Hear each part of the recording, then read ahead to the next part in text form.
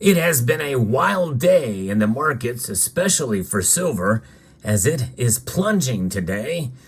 And we'll talk about some of the reasons why this has occurred and why I think there's some resistance with the metals markets. We'll talk about that as we explore.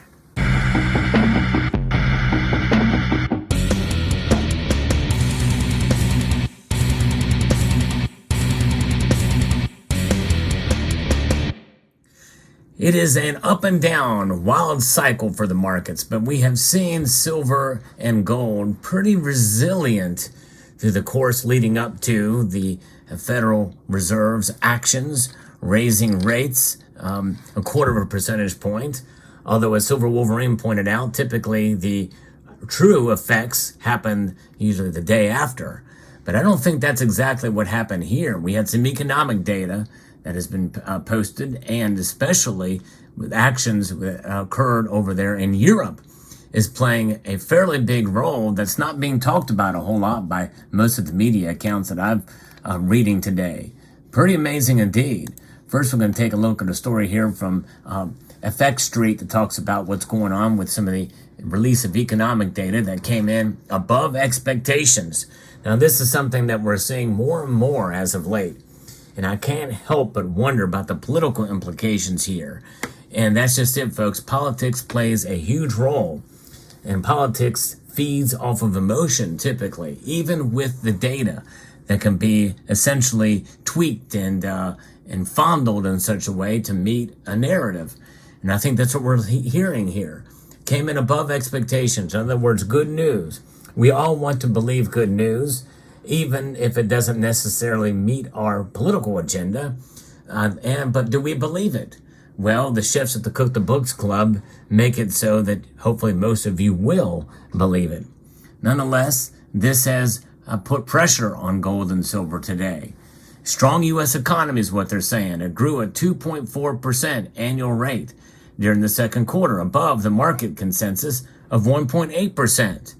It showed that the GDP deflator declined from 4.1% to 2.6%, and core personal consumption expenditures index from 4.9 to 3.8%. The June durable goods order report showed a 4.7% increase above the estimated 1% initial jobless claims drop from 221,000, the lowest in 5 months. Now, if this is all really true and the data behind it and tweaked about it, make it so that it's fine, then I'm okay with it. I celebrate good economic data if it's really true. In other words, if average Americans indeed are seeing things improve for them. Of course, there's other anecdotal stories about more job losses we're hearing about. Some of you in the comments section have talked about some of this. The numbers, though, triggered a rally for the U.S. dollar across the board and sent U.S. yields to the upside. And metals tumbled upon the report, especially silver. Now, you would think that silver may actually bump up or not fall as much because, well, if we've got a good economic data, that means less likelihood of a recession. But indeed, that's not the case here. And maybe because people are starting to put their money outside of the ETFs, silver ETFs, and into other stocks, riskier assets. And that's the only thing I could, make sense of as to why this is occurring here. But now, if we refer to another article here from Kitco, strong U.S. data rallies the greenback. They're lower. U.S. trading with Thursday here today. Silver's down sharply too. Modest overnight gains in both metals were erased after the release of upbeat U.S. economic data. And U.S. economic data Thursday fell squarely into the camp of the monetary policy hawks, suggesting at least one more interest rate hike may be necessary to further cool the U.S. economy and choke off problematic inflation. So they're going to be emboldened by this, which means that we may see this happen if the sentiment continues, which is another reason why the dollar is up and gold and silver are down. The first estimate of second quarter gross domestic product came in, again, up 2.4% year on year, which beat the market expectations. And it also digested Wednesday's afternoon's 25 basis point interest rate increase in the Federal Reserve Chair's Powell remarks at his presser were deemed not too hawkish and not too dovish, and the markets showed no big reactions. You know, it's kind of a boilerplate speech that he gives, as noted by others, but nonetheless, it is something to see here. We never know what can have an effect here. Asian and European stock markets are mostly higher in overnight trading.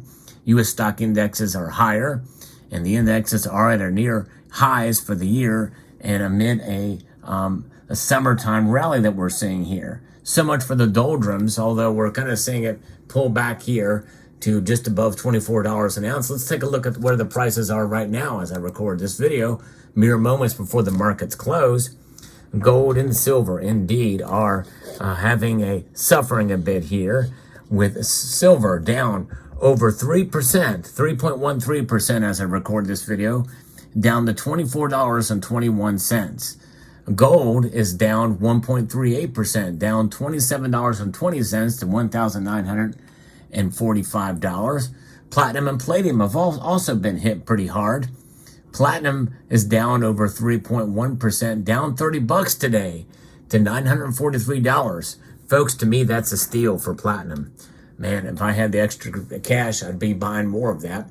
Palladium is down 1.6%, down $20 to $1,277. No movement in rhodium. So there you go. Fascinating the way these markets are turning here. But you know, aside from this and the craziness of the markets, you know, I just posted a video literally yesterday talking about, is this the end of the dips for silver and gold? You know, I mean, and how quickly things can change.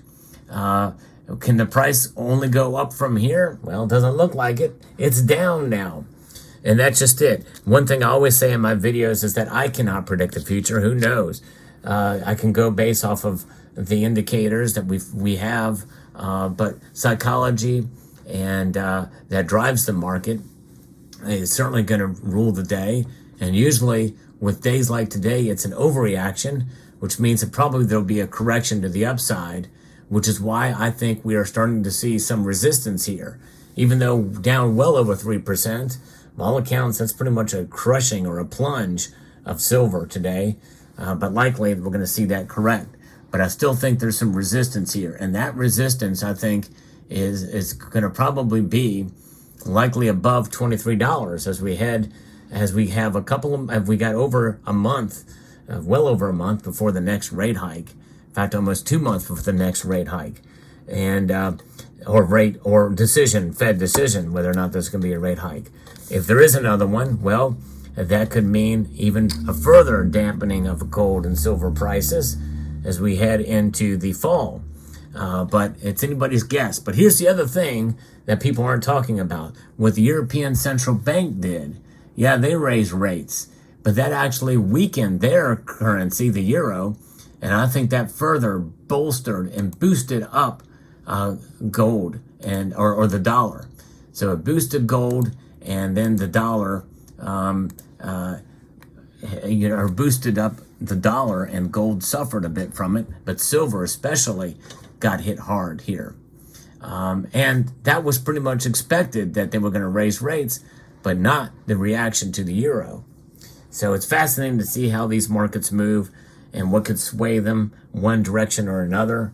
One thing is for sure, you know, with resistance with these prices, I doubt very seriously we're going to see several days of these massive dips in gold and silver's price, because I think it's just a matter of just now settling in with these data and see where it goes from here on out. You know, it is fascinating, and we'll keep an eye, and that's all we can do. But I would be very surprised to see silver fall below $23 at this point. And I believe that there's going to be a correction, and it may happen later, you know, into next week. We'll find out. But one thing is for sure, I do a market watch every Sunday night where we watch the markets move. The last couple of Sundays have been relatively quiet, which has been pretty interesting and fascinating. I think it's showing some resistance to things like this. But I'm telling you, as baked in as these prices were heading into the market decision, into the upper 90s, that they were going to raise rates. Now this is looking ahead forward to September at their next meeting. But I think some of this is going to kind of work itself out, and we're going to probably see these prices stabilize literally probably in days. I would be shocked if I was wrong on that. But we'll see where it goes from here, but it's a wild ride. And one other thing, too, I want to say, when I do these market updates from the day-to-day activity and moves of the price, I fully admit that there's speculation, and I do like to speculate, but it's just for fun and it's for entertainment purposes only.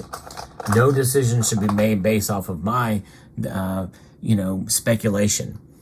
Because, again, we dared to question what's going to happen. Is this the bottom? Is it only up from here merely yesterday? And so all that could change tomorrow.